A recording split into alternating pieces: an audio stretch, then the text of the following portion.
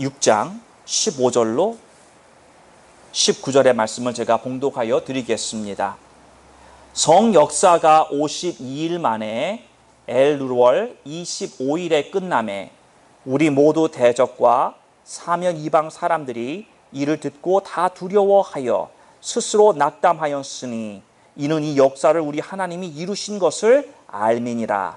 그때에 유다의 귀인들이 여러 번 도비야에게 편지하였고 도비야의 편지도 저희에게 이르렀으니 도비야는 아라의 아들 스가냐의 사위가 되었고 도비야의 아들 여호하난도 베레갸의 아들 무술람의 딸을 취하였으므로 유다에서 저와 동맹한 자가 많음이라. 저희들이 도비야의 선행을 내 앞에 말하고 또 나의 말도 저에게 전하매 도비야가 항상 내게 편지하여 나를 두렵게 하고자 하였느니라. 아멘. 예. 오늘은 하나님이 하십니다 라고 하는 제목으로 여러분들과 함께 말씀을 나누고자 합니다. 전 세계적으로 히트를 쳤었던 영화 중에서 가장 많은 시리즈로 나온 영화가 혹시 어떤 영화인지 아십니까? 네, 007이라고 하는 영화입니다. 1962년에 첫 번째 영화가 나왔습니다. 닥터 노라고. 닥터 노 하니까 괜히 우리 좀 그런데 그 타이틀로 시작을 해서요. 이 마지막에 나온 게 2015년에 스펙트러라고 하는 영화가 나왔습니다. 자그마치 몇 편의 영화가 되는지 혹시 여러분 한번 생각이 나실까 모르겠습니다. 저도 이거를 생각해 보면서 한 10몇 편 있지 않을까 생각을 했는데 제가 조사를 해보니까 26편의 007 시리즈 영화가 나왔다라는 것입니다. 이걸 다 본 분도 아마 계시지 않을까 그런 생각을 해보면서 이 007이라고 하는 영화는 여러 나라의 스파이들이 서로 상대 국가의 기밀을 훔치고 또한 세계 평화를 위협할 때 이 007이라고 하는 영국의 이 MI6라고 하는 정보단체의 이 히어로죠. 이 영웅이 나타나서 짜잔 하고 세계를 구하는 그러한 줄거리를 가진 영화입니다. 아마도 세계에서 가장 많은 스파이가 있는 나라가 미국이 아닐까 그런 생각이 듭니다. 냉전 시대 때 러시아 참 스파이들도 많았었고 또 지금은 어디가 많을까요? 이 중국에서 보낸 스파이들이 많이 활동하고 있습니다. 또 서로 100, 200몇 나라 되는 이 나라들의 자국의 이익을 위해서 많은 스파이들이 활동을 하고요. 또 그것 말고도 우리들이 속히 일칭하는 산업 스파이들도 참 많이 활약하고 있는 시대가 되었습니다. 스파이라고 하는 단어를 한국말로 바꾸면 무슨 단어죠? 그쵸. 첩자라는 말이 좋은데 저는 왜 간첩이 생각났나 모르겠어요. 예, 첩자가 더 정확한 말일 텐데 제가 어렸을 때 뭐라 그러죠? 자수하여 광명 찾자 이런 것들이 제가 외우고 싶지 않은데 이 세뇌 교육을 받아가지고 간첩이다라고 하는 말이 먼저 떠오르더라고요. 우리가 이렇게 간첩하면 간첩이 얼마나 해로운 존재이고 우리의 안전과 평화를 위협하는 존재인지는 두말하지 않아도 남과 북한에 나뉘어진 그러한 힘든 상황을 살아왔고 지금도 살고 있는 우리들에게는 새로운 이것이 아니라는 거죠. 오늘 이 느헤미야 6장을 보면은 바로 이 간첩들이 등장을 합니다. 그래서 성경에 등장하고 있는 이 간첩의 이야기 그리고 어떻게 이야기가 엮여져 있는가 우리가 한번 풀어보면서 함께 은혜 받는 시간이 됐으면 좋겠습니다. 제일 먼저 보면은 17절과 18절에 이 간첩의 정체에 대해서 나옵니다. 그때에 유다의 귀인들이 여러 번 도비야에게 편지하였고 도비야의 편지도 저희에게 이르렀다. 유다의 귀인들, 영어로 하면 노블입니다. 다른 말로 표현하면 리더들이죠.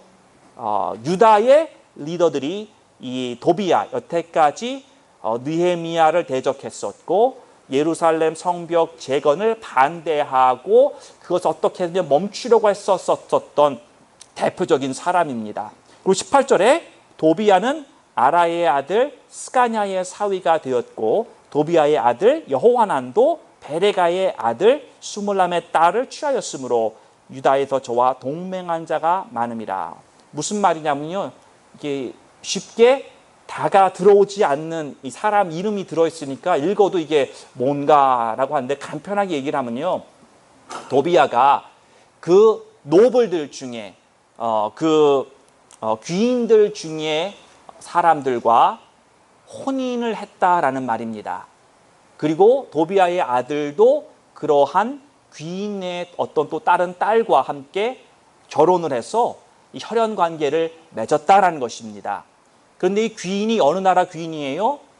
이스라엘의 귀인이라는 거죠. 정확히는 예루살렘에 살고 있는 유태인이었다라는 것입니다. 그리고 18절 마지막 말에 보면은 유다에서 저와 동맹한 자가 많음이라.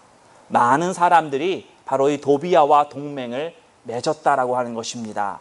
참 여기에서 우리가 이것을 보면은 이 동맹한 자가 많다라고 했을 때 저는 참 스파이라고 하면 뭐냐 한두 명 뭐 이렇게 작은 숫자일까 생각을 하지만, 오늘 우리가 여기서 보고 있는 장면은 어떤 007 영화에서처럼 몇 명만이 그냥 암약하는 게 아니라 많은 수의 사람들이 동조하고 어떤 그러한 기류가 이미 형성이 되었다, 그렇게 볼 수 있는 것입니다.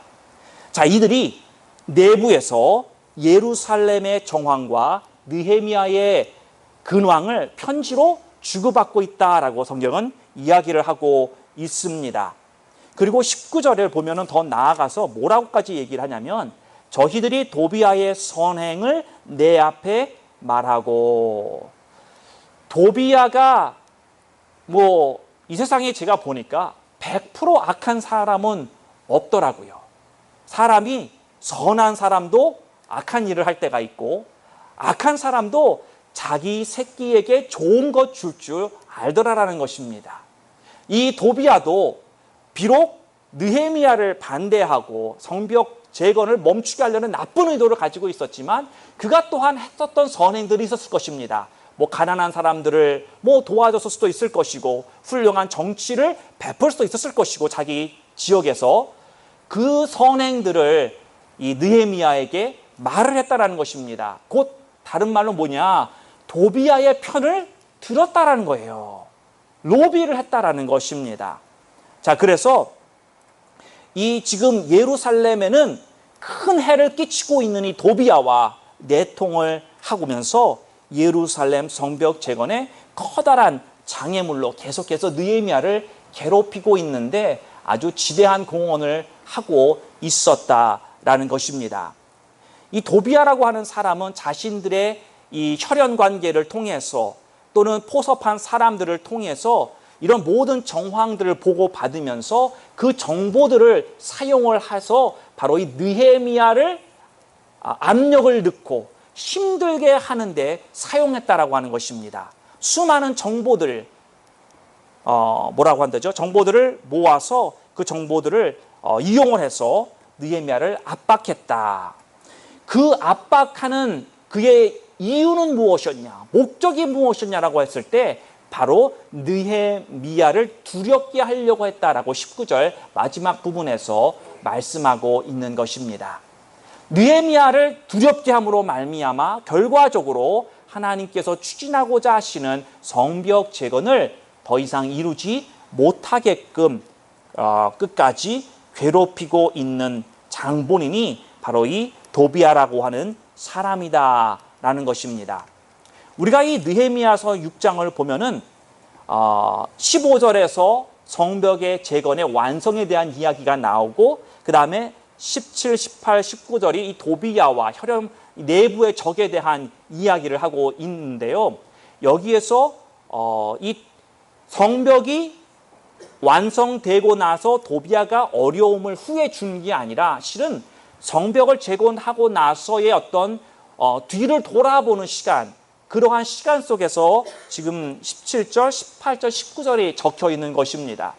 그러니까 계속해서 완성하기 전까지 도비아라고 하는 사람이 가지고 있는 그 계략, 이런 혈연 관계를 통해서 내부의 적을 활용을 하고, 그래서 결과적으로 성벽 재건을 멈추게 하려는 그러한 지속적인 어려움을 주었던 그 사람이 여기서만 또 끝나는 것이 아니라 나중에 13장에 가면 또 등장을 합니다. 하여튼 느헤미야를 지겹게 아주 괴롭혔었던 이 도비아라고 하는 사람입니다. 사랑하는 성도 여러분, 내부의 적은 외부의 적보다도 더 위험한 존재입니다. 여러분, 우리 기독교의 역사를 보면요, 외부의 압력으로 인해서 기독교가 무너진 적은 거의 없습니다. 아마 한 번도 없지 않나. 제가 정확하게 리서치를 못해서 말하지 못하지만, 그러나 우리가 쉽게 생각해도 로마 시대 때를 본다고 한번 봐보세요.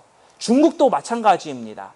정부가 아무리 탄압을 해도 역사적으로 볼 때 그때만 탄압을 당해서 없어진 것 같았지만, 그러나 지하로 숨어 들어가고, 그리고 그들이 끝까지 순결한 믿음을 지켰었던 것을 우리는 역사적으로 볼 수 있는 것입니다. 실은 지금 북한도 마찬가지입니다. 오히려 북한에 있는 성도들이 정말 순수한 믿음으로 아직까지 조금도 타락하지 아니하고, 어떤 면에서 이 세상 어느 민족과 나라보다도 우리 북한의 성도들이 진짜 하나님이 꼽아주시는 성도들이라고 저는 믿습니다.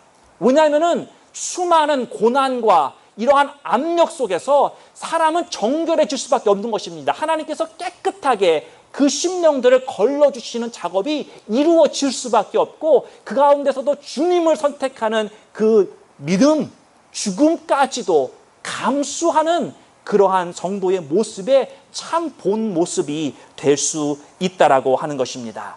자, 그래서 이 내부에 있는 이 적들, 느헤미야도 두 부류의 내부의 적을 맞이했습니다. 이 느헤미야의 내부의 적은 뇌물을 받고 거짓 예언을 해서 느헤미야와 백성들의 관계를 이간하려고 했었던 그러한 일들이 있음을 우리가 저번 주에 보았습니다. 그렇죠? 이 불의의 삭을 사랑했었던 발람의 길을 걸었던 사람들이 바로 이 거짓 선지자였다라는 것입니다. 여러분, 이 발람이라고 하는 사람이 많은 돈과 황금과 이런 모든 것을 받고선 이 출애굽을 한 이스라엘에게 저주를 해서 이스라엘이 그 약속의 땅까지 이런 모든 것들을 더 이상 전진하지 못하도록 그렇게 하이어를 다른 사람이 했습니다. 그런데 결국 그 저주가 하나님께서 축복으로 바꿔버리시고, 그러나 끝까지 받은 돈값을 하려고 그런지는 몰라도 계속해서 이스라엘을 타락하게 만들었었던 이 장본이었던 발람에 하나님께서 심판하셨듯이, 그러한 똑같은 길을 걸어갔었던 거짓 선지자들이 있었고, 또한 두 번째로는 지도자의 위치에 있으면서 정략 결혼을 통해 동맹을 맺고 적과 내통하고 있었던 이런 간첩의 역할을 한 민족의 반역자들이 바로 오늘 본문의 말씀에 등장하고 있는 것입니다. 참 느헤미야는 이 외부의 적이 있을 때는요, 우리 내적으로 단결하게 됩니다. 이게 참 좋은 거예요. 하나 될 수 있어요. 그런데 내부에서 적이 들어와서 움직이기 시작하면 이건 정말 힘든 싸움이 되는 것입니다. 왜? 하나로 되어지지 않기 때문인 것입니다. 그런데 우리가 느헤미야를 보면은 이러한 어려움을, 내부에 적이 들어와 있는 상태임에도 이 어려움을 너무나도 잘 극복하고 훌륭한 본이 우리들에게 되어졌다라고 하는 것입니다. 그가 보여준 귀감, 그의 리더십, 그의 통찰력, 그의 discernment, 이러한 모든 것들이 정말 이 시대를 살아가고자 하는 하나님의 백성들이, 그래, 이러한 어려움들 가운데 정말 느헤미야와 같은 사람이 되어야 되겠구나라고 하는 정말 우리들의 마음속에서 그런 마음이 물어나게 된다라는 것입니다. 사랑하는 성도 여러분, 사탄의 전략은요, 외부에서부터 어떤 커다란 압력을 일으켜서 교회를 무너뜨리려고 하는 것이 아닙니다. 사탄의 전략은 내부에서부터 분열을 일으켜서 공동체가 하나 되지 못하게 하고, 그래서 무너뜨리려고 하는 전략을 예전에부터 사용했고 지금까지도 이 전략이 정말 기분 나쁘지만 기가 막히게 잘 이게 지금 되고 있단 말이에요. 내부에 간첩을 심어놓고 그들을 통해서 하나님의 선하신 뜻을 이루지 못하도록 역사하는 게 사탄의 전략이고, 그리고 수많은 믿음의 공동체가 이런 전략에 큰 어려움을 당하고 있다라고 하는 것입니다. 사랑하는 성도 여러분, 우리는 사탄에게 조금이라도 이러한 틈을 주지 않도록 깨어 있어서 기도해야 할 것입니다. 하나님께서 이러한 내부의 적들이 역사하지 못하도록 묶어주시고 우리 제일 공동체가 계속해서 하나 되고 주님의 기쁘신 그 뜻을 이루어 나아가기를 축원합니다.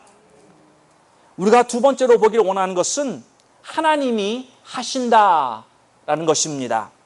예루살렘 성벽 재건 프로젝트가 드디어 완성이 되었습니다.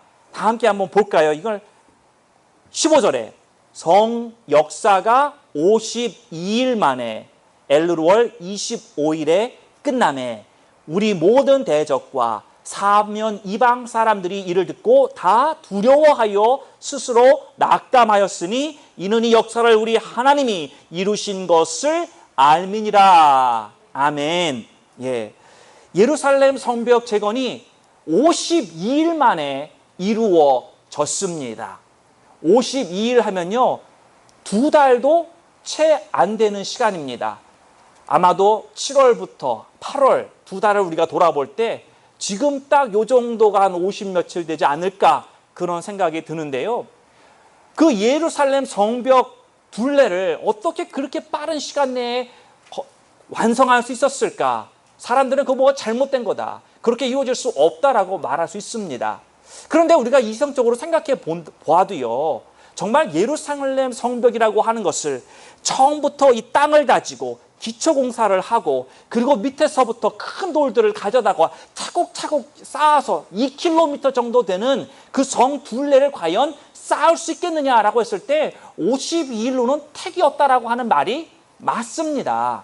그러면 이 느헤미야가 성벽을 어떻게 재건했느냐? 성벽을 처음부터 스크래치서부터 다 쌓아 올린 게 아니라 무너진 성벽을 재건했다라고 하는 것입니다. 군데군데 무너져 버리고 구멍나고 이런 모든 곳들을 다 다시 쌓아 올리고 또 불타버렸던 성문들을 다 또한 달아 올리고 이러한 모든 전반적인 성벽을 다시금 쌓아 올리고 또한 도시 내에서 필요한 여러 가지 것들을 함께 했었던 그것이 바로 이 예루살렘 성벽 재건 프로젝트였다라는 것입니다. 그런데요, 그것만도 이렇게 50일이라고 하는 짧은 시간 가운데 예루살렘 성벽 재건을 이룬다고 한 것은 또한 기적이라고 우리는 말할 수 있는 것입니다. 넘어진 곳, 무너진 곳 정확하게 우리는 성경은 말하지 않고 있기 때문에 잘 모릅니다. 그러나 한두 군데는 분명히 아니었을 것이고 그것을 우리가 7장에서 쭉 보면 등장하고 있는 사람들의 거주민을 세보면 많이 쳐서 3만 명입니다.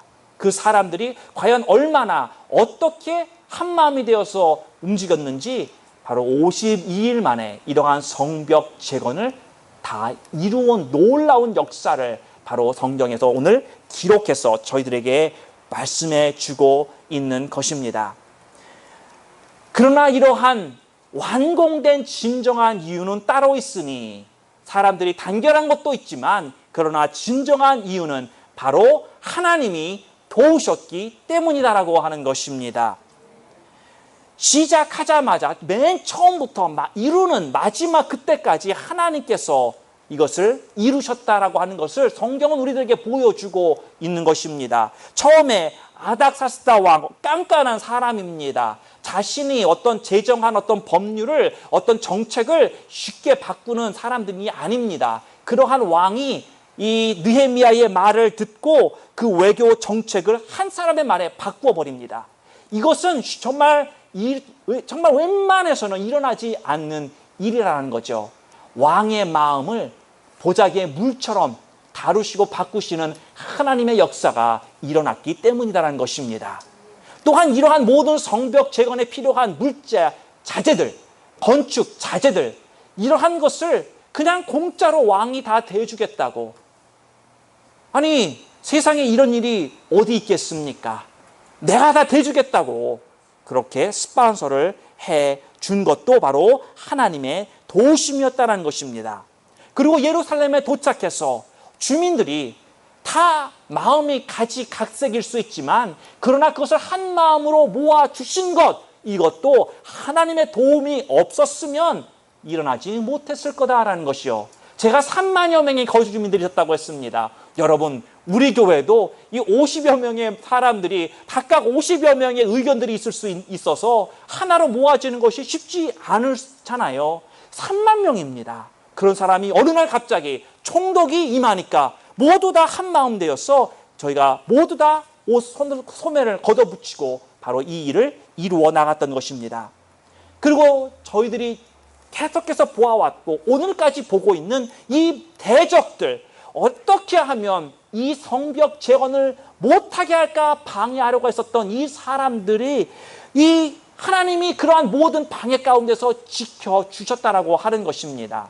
여러분, 저번에도 제가 말씀드렸지만 예루살렘의 동서남북 네 군데서 사람들이 짜고 완전히 둘러싸고 나서 이 사람들을 이 압력을 가하며 이것을 멈추도록 했었지만 그러나 그 가운데서 지켜주시는 하나님이 계셨기에 그들이 포기하지 않았고 끝까지 이루는 놀라운 역사가 일어났다라고 하는 것입니다.